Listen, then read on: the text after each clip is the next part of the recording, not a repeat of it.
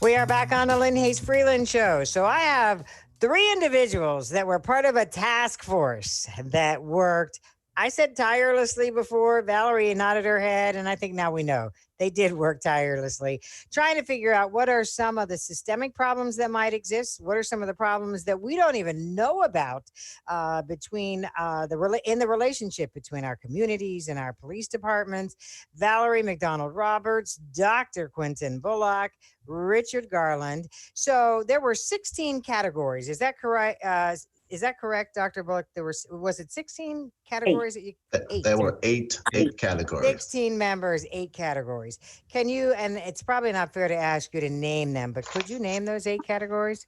Absolutely. Okay. Eliminating racial disparities, Mm-hmm. officer wellness, reimagining policing, recruiting, training, education, hiring, relations with Pittsburgh Fraternal of Police, transparency and accountability, use of force, changes needed to Pittsburgh Bureau of Police policy, and use of tear gas, rubber bullets, flashbang devices, and other less lethal methods of crowd control. And out of those, is one going to be more difficult than another, in your opinion? I would say they all have their equal weight Mm-hmm. that will contribute to which one would be a priority. I wouldn't put one over the other. I think they all deserve the fair, thorough assessment and follow through on each listed recommendation. And Richard, let me ask you this. Can they all be addressed simultaneously? Good. That's a hard question. Be honest. No, I mean, it's going to take some time. I think it's going to take some time. I think that the leadership is on board with the things that we're talking about. It just has to go down to the ranks, rank and files. I mean, when you talk about eliminating racial disparities, that's a huge one. When I think it's 75% of the Pittsburgh police force is white, and the rest is that might be high. That there's not that many African American or women that's represented that's on the police force. So that's huge, and there's not. I mean, they have done everything that they can to recruit more minorities to come into the police force. So, Valerie, here's where I see one of the issues. I asked, can they have these things happen simultaneously? Richard says the leadership is on board. The city leadership is on board. In the same breath, you've got a community. You've got a Pittsburgh community that is, I'm going to say, impatient, for lack of a better word. What we saw as far as the protests are our young people. We saw nothing different than has happened in revolution and reform and protests from the 50s and 60s and 70s and 80s. They are our young people. They are young adults. They are even students. And they led this and they put the fire under our feet. Tim Stevens has done so much work. I have to give Tim credit for BPAP, working with the NAACP, working with the Urban League. They have been on the ground with police reform since 2014. But Tim put it very, very clearly and very concisely. He said that the young people, prodded us to action. Make sure we don't get too comfortable. As far as will things be done all at once? Of course not.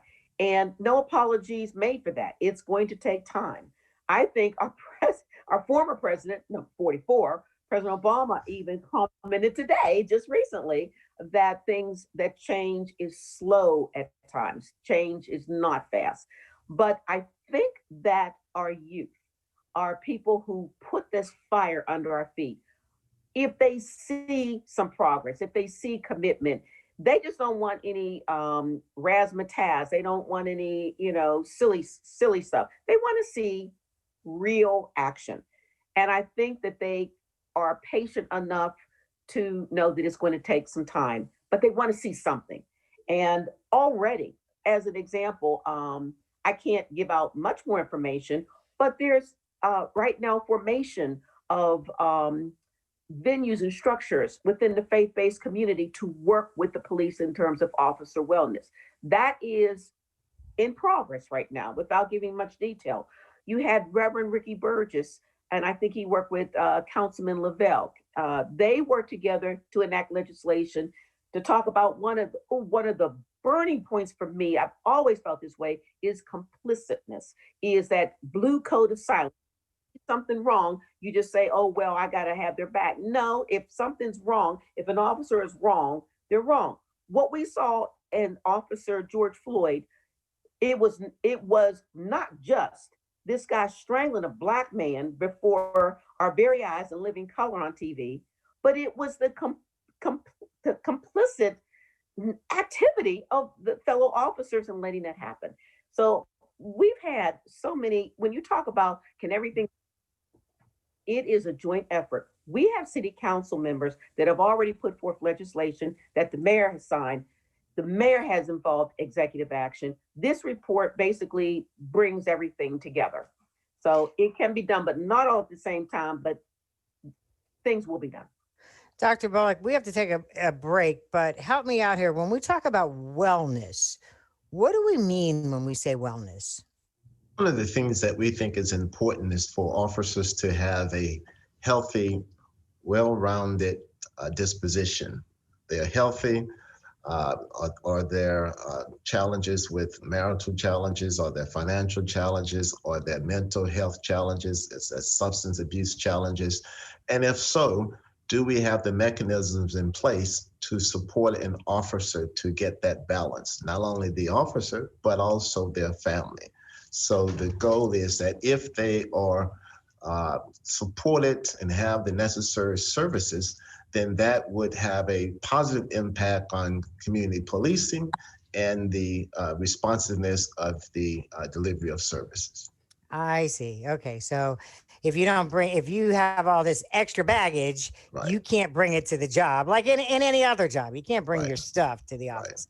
Got it. We'll take a commercial break. We got a lot more to talk about this morning on the Lynne Hayes Freeland Show. Stick around.